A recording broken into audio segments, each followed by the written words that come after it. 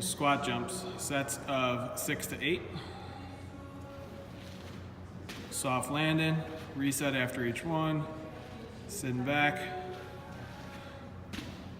Good, knees apart. Side to side lateral bounds, again, 6 to 8. Single leg, stick that landing side to side.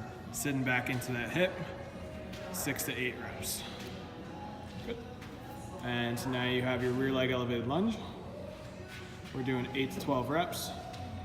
You want to make sure that that hip to knee to ankle is in a nice straight line. Back is nice and straight, and most of the weight is on that front leg. This is the side view, so you'll see straight line, nice vertical shin.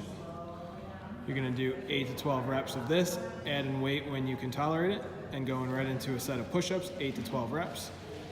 Keeping that core engaged, elbows 45 degrees by the side. Good. Using an elevated surface such as the bench if you need to, but otherwise floor is good, so elevated is the option to make it a little bit easier. Good. And then you got your walking lunges with the pull through, so trying to pull backwards. Good. Chest tall, back straight, pulling through with that back leg. And then finally, after you do 8 to 12 steps of the lunge, you're going into a side plank hold.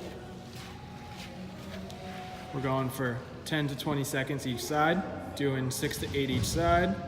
If you can keep your hips up pretty solidly through the first set of 6 to 8, then you can try that top leg lift. Good. And then switching sides. Good. So once you complete a round, you're going to go through the whole thing again, trying to get 2 to 3 rounds.